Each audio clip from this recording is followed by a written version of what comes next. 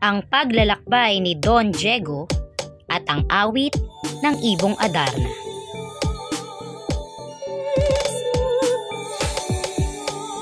Hindi nakabalik si Don Pedro sa kaharian kaya't inutusan ni Haring Fernando si Don Diego na hanapin ang Ibong Adarna at ang kanyang nakatatandang kapatid.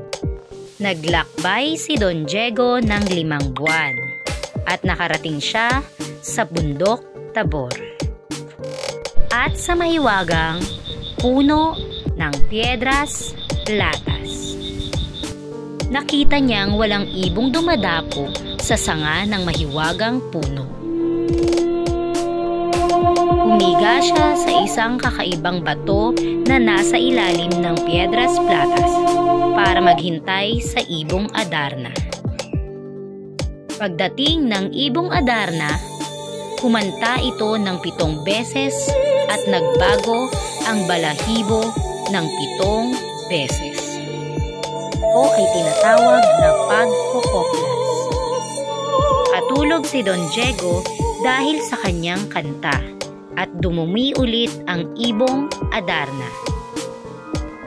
Napatakan ng dumi si Don Diego, kung kaya't naging bato rin ito tulad ni Don Pedro.